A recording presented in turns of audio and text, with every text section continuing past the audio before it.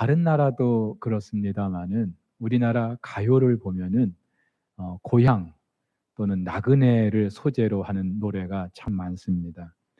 고향이 남쪽이랬지, 고향이 좋아, 구름 나그네, 그리움만 쌓이네, 꿈에 본 내 고향, 나그네 서름, 대전 블루스, 돌아와요 부산항에, 목포의 눈물, 부산 갈매기, 부산 이별의 부산 정거장, 예, 하숙생, 흙에 살리라. 예, 제가 그 가운데서 몇 개만 간추려 말씀드린 건데 참 많아요.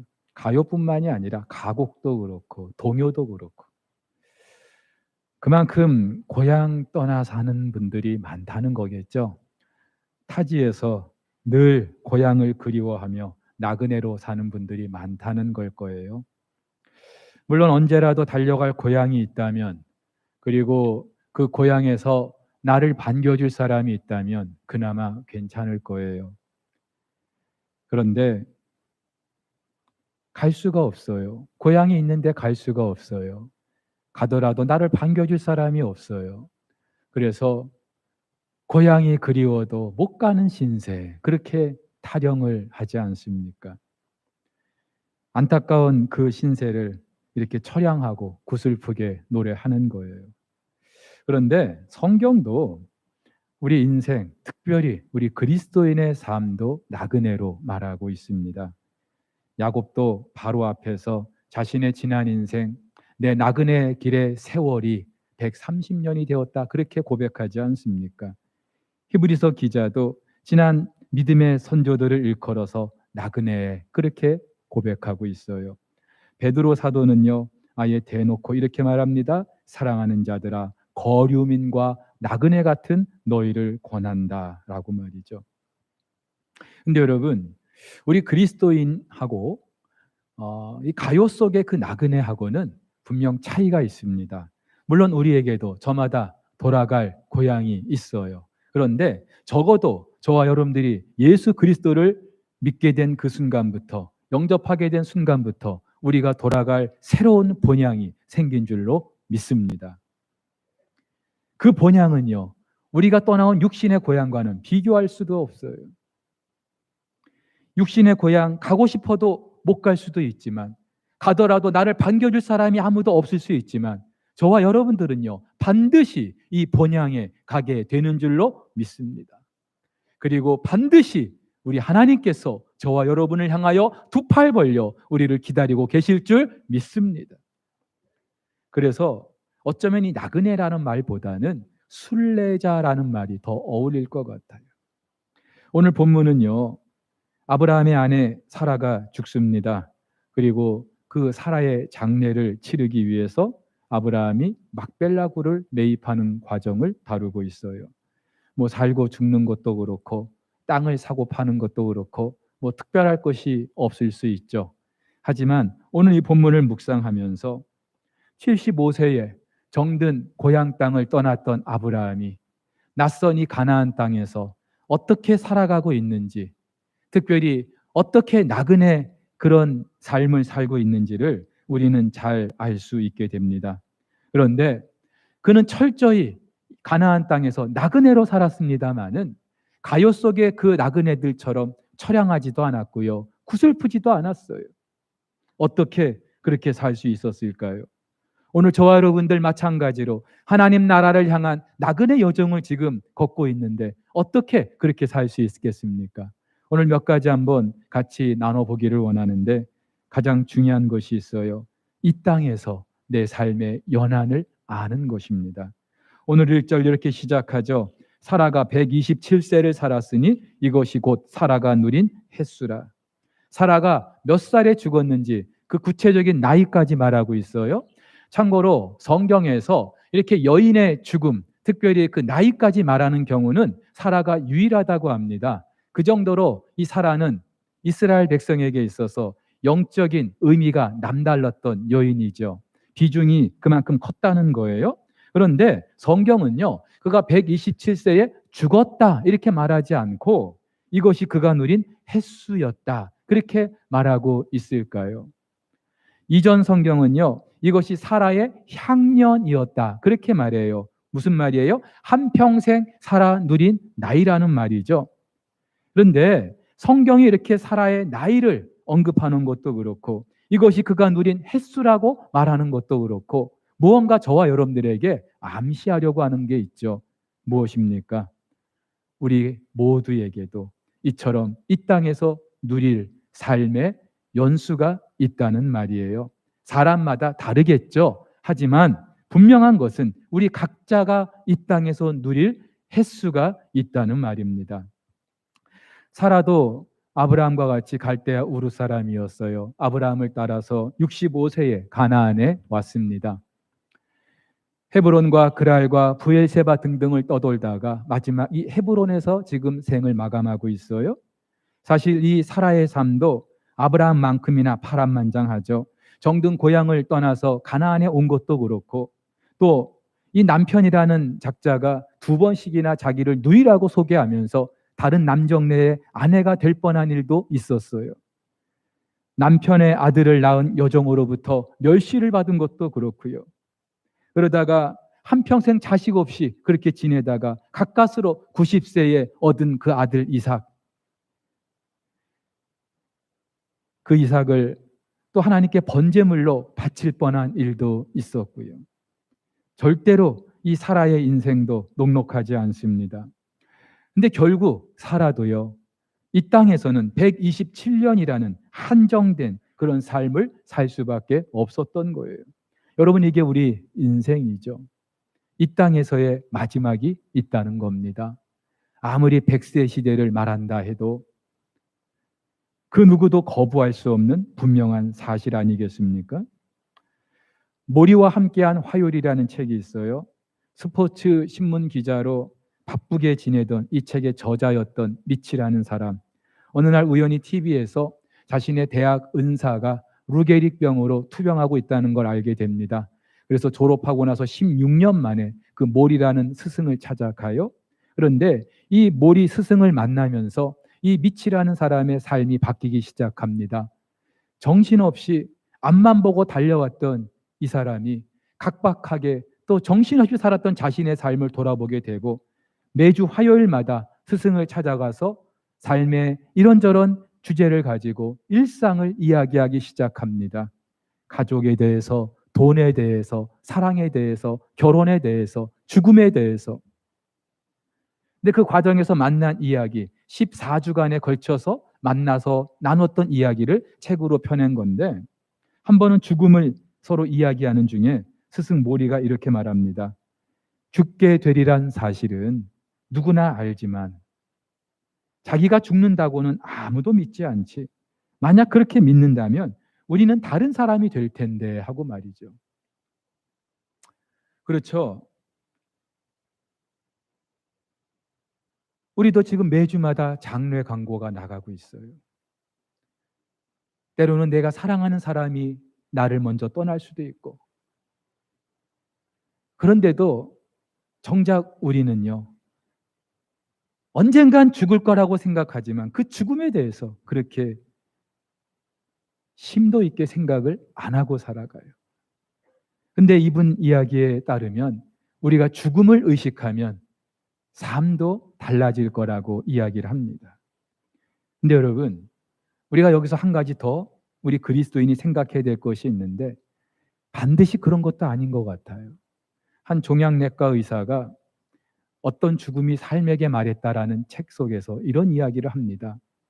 수많은 그 말기암 환자들을 이제 겪으면서 그들의 마지막 임종도 보게 되지 않을까요? 근데 한 번은 이런 환자가 있었다는 거예요.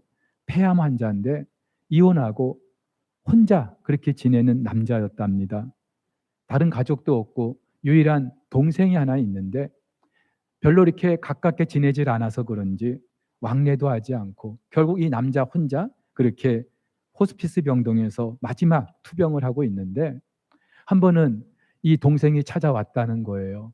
근데 이 동생에게 이 형이 얼마 몇 년 전에 돈 2억을 빌려준 일이 있답니다. 근데 이 동생은 그 형의 돈을 빌리고 나서 갚지를 못해서 늘 안타까워하고 그래서 형이 아프다는 소식을 들었는데도 찾아보지를 못하고 그러다가 어떻게 가까스로 호스피스 병동을 찾은 거예요.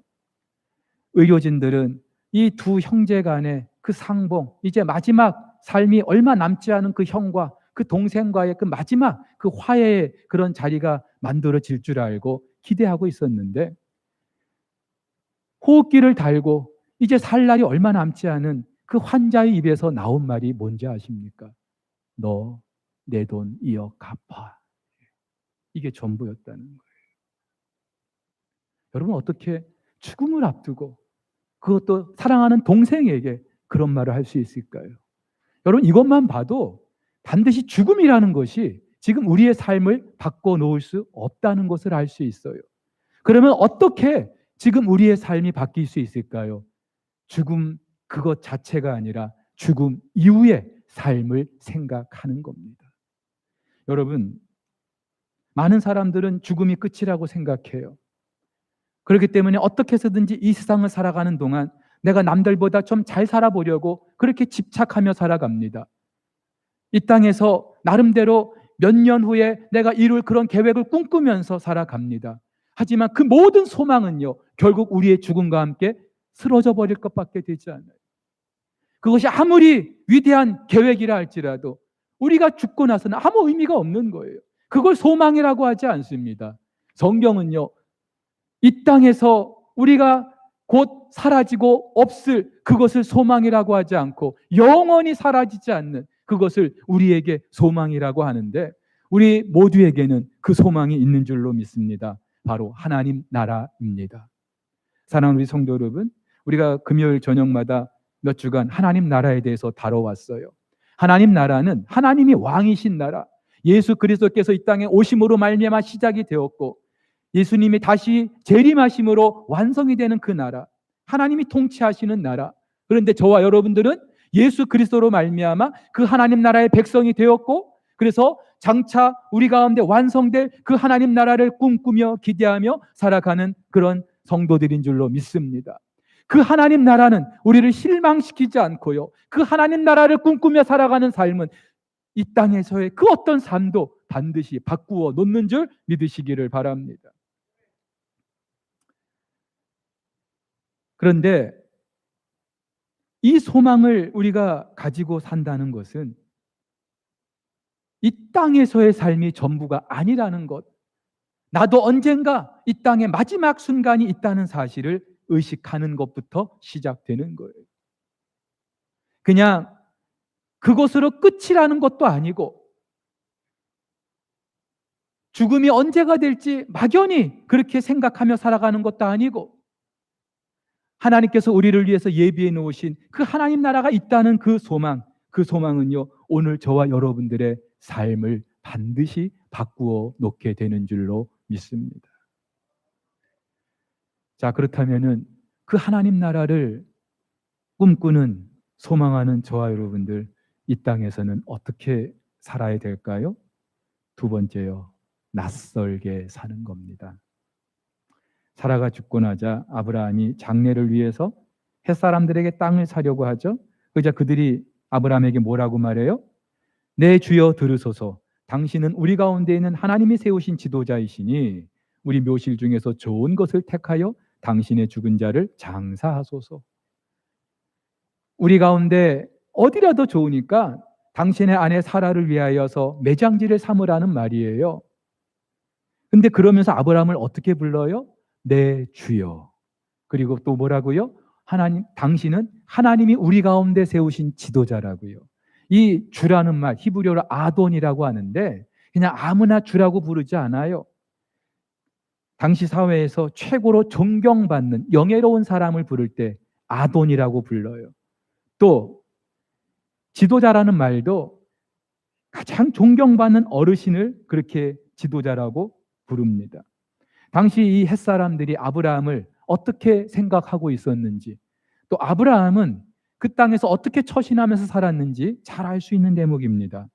여러분, 아브라함은요, 4절에서 말하는 것처럼 그 가나안 땅에서 철저히 거류하는 자로, 나그네로 살았어요. 비록 그 땅에 발붙이고 살기는 합니다마는 그들과는 어울릴 수 없는 그런 형편의 사람이었다는 말이에요. 그런데 어떻게 이 아브라함이 그들로부터 존경받는 사람이 될 수 있었을까요? 여러분, 종교와 문화가 다른 그 지역에서 이렇게 살아간다는 게 얼마나 어려운지 우리 잘 알잖아요.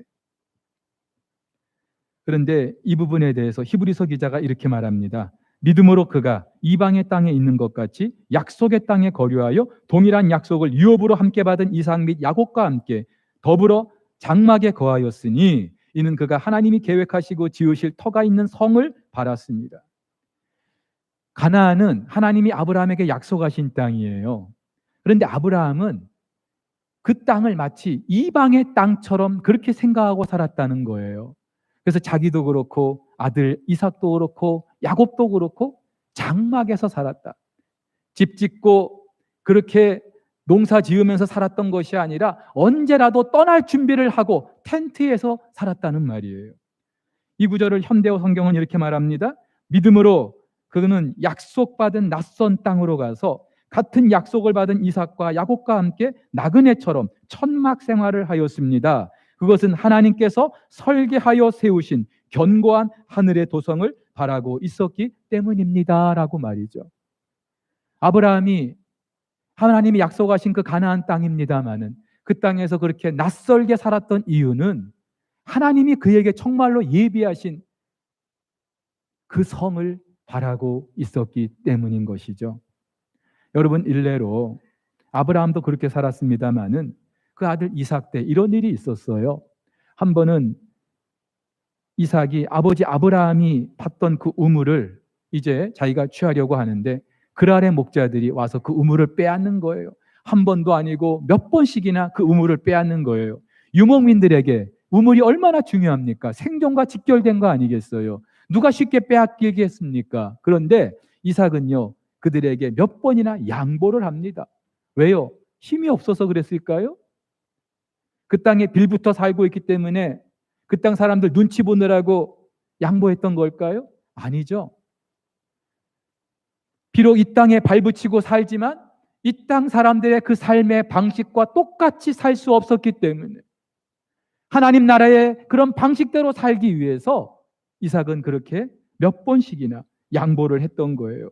한마디로 낯설게 살았던 것이죠. 소록도 천사, 소록도 성녀로 불리는 두 여인이 있습니다. 오스트리아의 마리안 수녀, 또 마가렛 수녀가 바로 그들인데 이 두 분은 1959년 그리고 62년 각각 28살, 27살 꽃다운 나이에 소록도의 첫 발걸음을 내딛게 됩니다. 지금도 쉽게 갈 수 없는 곳이지만 당시만 해도 외부 세계와 완전히 단절된 채 버려진 섬이라고 일컫는 그런 곳 아니었습니까?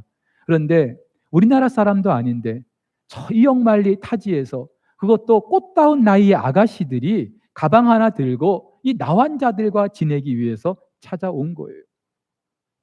심지어 이 환자들의 환부에 장갑을 끼고 약을 발라줘야 되는데 약을 꼼꼼히 발라야 한다면서 장갑도 팽개치고 맨손으로 발라주기도 하고요.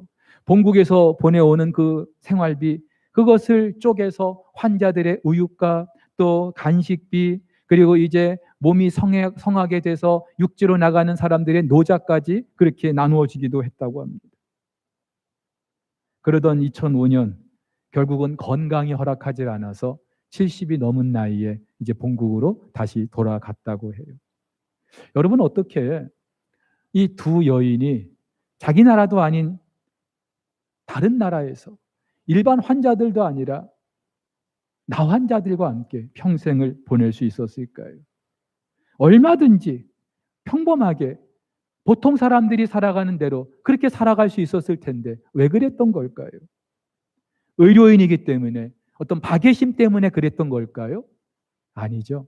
적어도 이분들은 하나님 나라가 어떤 나라인지 알고 있었어요. 믿고 있었어요. 보고 있었어요. 그리고 그 하나님 나라에 익숙한 자로 살기 위해서 이 땅에서 낯설게 살기로 작정했던 거죠. 여러분, 그렇습니다. 우리가 이 땅에 자꾸만 익숙해지려고 하는 순간마다 우리는요, 하늘나라에 점점 낯설게 살고 있는 것밖에 안 돼요. 저와 여러분들이 하나님 나라 백성이라면 하루 하루 시간이 지나면서 하나님께서 이 땅에서 우리를 부르시는 순간이 점점 가까움을 알면 알수록 이 땅이 아니라 하나님 나라에 익숙한 자로 살아야 되는 줄 믿으시기를 바랍니다. 결국은 이 땅에서는 낯설게 살 수밖에 없는 거예요. 그렇다면 우리가 어떻게 하나님 나라에 익숙한 자로 살 수 있겠어요? 예, 마지막 하나님 나라에 투자하며 살아가는 겁니다. 아브라함은요, 그 햇사람들에게 은 400세겔을 주고 막벨라 굴을 매입합니다.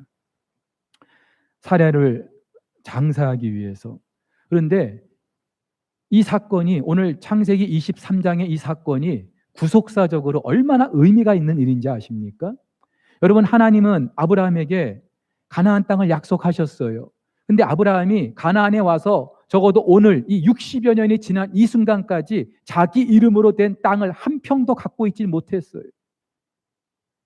그러다가 오늘 이제 사라의 장례를 치르기 위해서 은 400세겔을 주고 비로소 자기 이름으로 된 땅을 매입하는 거예요. 근데 여러분, 이 400세겔이라는 돈이 학자들에 따르면은 그 당시 그 시세로 엄청나게 비싼 것이었대요. 훨씬 더 싸게 구입할 수도 있었는데 엄청나게 많은 액수를 이 햇사람들이 불렀다는 것이고, 그런데 아브라함은 그것을 미루지 않고 그대로 그 값을 지불하고 땅을 산 거예요. 왜 그랬을까요? 아브라함도 뭔가 자기 이름으로 된 부동산을 소유하고 싶었던 걸까요? 요즘처럼 투기를 한번 해볼까 싶었던 걸까요? 이제 피곤하니까 한 곳에 머물러서 농사 짓고 집 짓고 그렇게 살고 싶었던 걸까요? 아니요. 적어도 오늘 아브라함이 그 막벨라 굴을 매입한 것은요, 정말로 중요한 의미가 있습니다. 하나님께서 약속하신 그 땅, 믿음으로 아브라함이 그 땅을 산 거예요. 하나님께서 아브라함에게 약속하셨기 때문에 그 하나님 주실 때까지 그냥 넋놓고 기다렸던 것이 아니라 아브라함은요, 그 약속의 땅을 자기가 매입을 하는 거예요. 여러분, 천국은 침노하는 자의 것이라고 하지 않습니까? 우리의 믿음도 하나님이 약속하셨으면 우리의 어떤 액션이 뒤따라야 되는 줄로 믿습니다. 자, 그런데 이것보다 더 중요한 의미가 있어요. 이후에 아브라함은요, 그 막벨라 굴 외에는 더 이상의 땅을 매입하지 않습니다. 우리 생각에 아브라함이 꽤 부자였던 것 같아요. 그러면은 더 많은 땅을 좀 매입해 놓으면 얼마나 좋겠어요. 그 후손들한테도 얼마나 좋은 일이겠어요. 그런데 아브라함도 그랬고 이삭도 그랬고 야곱도 그랬고요. 막벨라 굴 이거 외에는 그들 소유로 가진 것이 없었어요. 여러분, 무엇을 말해줍니까? 이 막벨라 굴은요, 농사 짓기 위해서 매입한 땅이 아니었어요. 아브라함도 사라도 이삭도 야곱도 레아도 여기에 묻히게 되는 거예요. 우리에게 무엇을 의미합니까? 우리가 결국은 죽어서 이 땅에서 묻힐 그 땅은요, 고작 그 땅 한 평 내외 그거밖에 안 된다는 거죠. 톨스토이의 그 단편 가운데 이런 이야기가 있어요. 사람은 얼마만큼의 땅이 필요한가? 바음이라는 한 평범한 농부가 남의 땅을 소작하고 있었어요.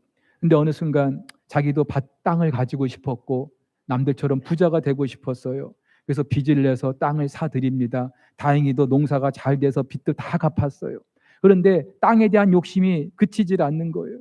그래서 이야기를 듣자 하니까 어떤 마을에 가면은 그 마을에서는 아침 일찍부터 해질 때까지 자기가 밟는 그 땅 모두가 자기 땅이 된다는 그런 이야기를 듣게 돼요. 그래서 그곳에 가서 아침 일찍부터 이제 땅을 밟기 시작하는 거예요. 여기도 내 땅, 땅의 경계를 조금씩 넓혀가는 거예요.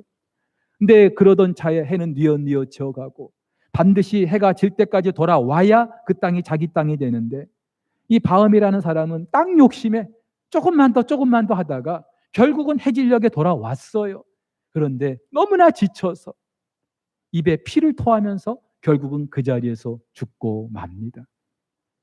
그러면서 소설은 이렇게 끝을 맺습니다. 머리에서 발치까지 6피트인 그가 묻힌 공간이 그에게 필요한 땅 전부였다라고 말이죠. 여러분, 오늘 이 아브라함이 하나님이 약속하신 그 땅을 살면서도 그 막벨라 굴만 구입했던 이유는, 그리고 그곳에 아브라함 자신이 묻히게 된 이 사실은요, 오늘 저와 여러분들에게 너무나 중요한 사실을 말해주고 있는 거예요. 이 땅에서 우리가 아무리 많은 것들을 누리고 또 그렇게 살고 싶어도 저와 여러분들에게 필요한 것은 우리가 묻힐 그 땅 한 평밖에 되지 않는다는 사실.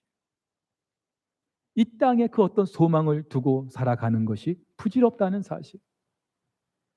아울러서 이 아브라함이 막벨라 굴을 매입한 것은요, 구속사적으로도 참 굉장히 중요한 의미가 있는데, 이스라엘 백성들 400년 동안 애굽에서 종살이하고 있었어요.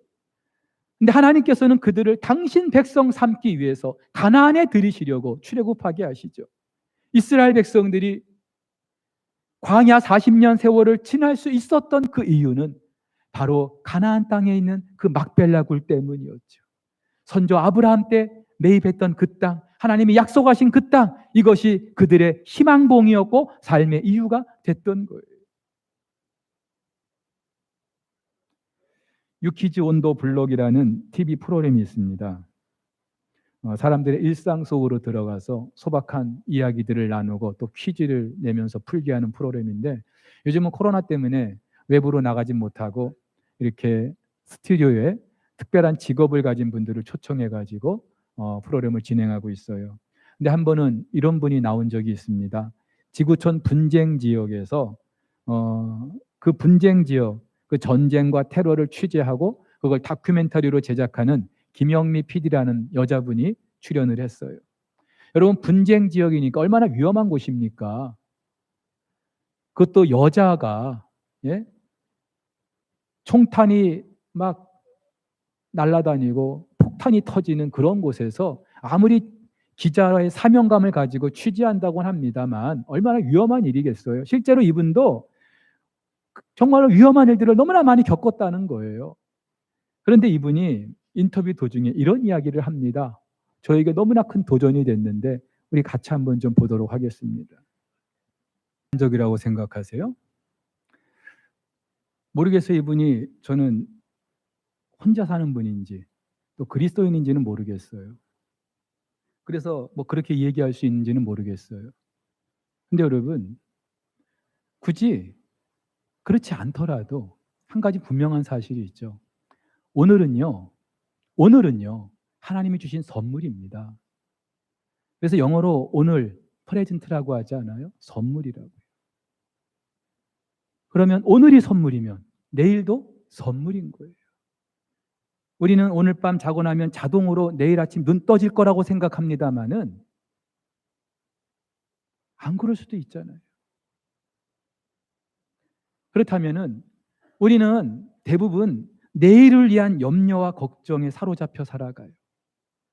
근데 여러분, 오늘을 살게 하신 하나님이 내일도 살게 하시지 않을까요? 만약 우리에게 내일을 선물로 주신다면 내일도 살게 하시지 않을까요? 오늘을 사는 것이 하나님의 은혜인 것처럼 내일도 하나님의 은혜로 사는 줄 믿으시기를 바랍니다. 그래서 예수님은요, 무엇을 먹을까 마실까 내일 일을 걱정하지 말라고 하신 거예요. 왜? 내일은 니들 소관이 아니야. 하나님의 소관이기 때문에. 그러면 우리는 그냥 오늘만 즐기면 살면 되는 걸까요? 아니죠. 오늘 하나님께서 살게 하시는 이유가 있을 거예요. 이 땅을 그렇듯 낯설게 살아야만 하는 이유가 있을 거예요. 하나님이 우리에게 허락하실 그 하나님 나라를 투자하며 사는 거예요. 예수님이 이렇게 말씀하시죠. 너희를 위하여 보물을 땅에 쌓아두지 말라. 거기는 좀과 동록이 해하며 도둑이 구멍을 뚫고 도둑질하느니라. 오직 너희를 위하여 보물을 하늘에 쌓아두라. 거기는 좀이나 동록이 해하지 못하며 도둑이 구멍을 뚫지도 못하고 도둑질도 못하느니라. 내 보물 있는 그곳에는 내 마음도 있느니라. 여러분, 진리죠? 통장에 돈이 많은 분들은 통장에 돈에 내 마음이 가 있어요. 주식하시는 분들, 밤낮 주식에 내 모든 관심이 집중되어 있습니다. 땅을 사신 분들, 그 땅에 온통 내 마음이 가 있어요. 사랑하는 성도 여러분, 하나님이 우리에게 주고자 하시는 그 나라는 이 땅이 아니라고 말씀하셨는데, 하나님 나라가 따로 있다고 말씀하셨는데, 정작 당신의 백성들이 이 땅을 살면서 여기에 마음을 두고 여기에 마음이 매여서 그렇게 살기를 바라실까요? 물론 적금도 붓고요, 노후 준비도 하시고요, 하셔야 돼요. 재무설계사들 은퇴 계획 세우지 않는 것 매우 심각한 재정적인 실수라 그렇게 말을 합니다. 근데 여러분, 진짜 실수가 뭔지 아세요? 좋아요. 계획을 세우는 것 좋은데 우리를 향한, 이 땅을 살아가는 저와 여러분들을 향한 하나님의 계획과는 상관없이 내 생각대로, 내 마음대로 나 앞으로 몇 년 더 살 거니까 이렇게 준비해야지, 그렇게만 생각하며 산다는 거예요. 그래서 예수님은요, 한 어리석은 부자에게 이렇게 말씀하시죠. 어리석은 자요, 오늘 밤에 내 영혼을 도로 찾으리니 그러면 내 준비한 것이 누구의 것이 되겠느냐? 자기를 위하여 재물을 쌓아두고 하나님께 대하여 부여하지 못한 자가 이와 같을 거라고요. 예, 우리 주님은 이 부자의 은퇴 계획이 변경되었다고 말씀하셔요. 너는 그렇게 풍성한 소출을 보면서 야, 여러 해 쓰고 남는 그런 재물이 있다, 나는 안심이다, 그렇게 생각할 수 있겠지만 오늘 밤 너를 찾으면 어떡할 건데? 사랑하는 우리 성도 여러분,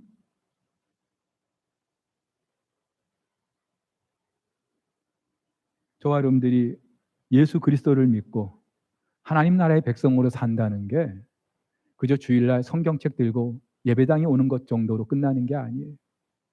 삶 속에서도 내가 알고 있는 내 주변의 사람들에게 내가 누구인지 분명히 보여줄 수 있어야 돼요. 그들과 똑같이 살아가는 것, 이것이 아니라 이 땅을 살면서도 낯설게 살 줄 알고, 그들이 이 땅에 집착하는 동안에 우리는 저 하늘의 것에 투자하며 살아가는 이런 삶을 보여줘야 될 줄로 믿습니다. 이것이 하나님 나라를 향한 저와 여러분들의 나그네 여정인 줄 믿습니다. 우리 함께 찬양 한 곡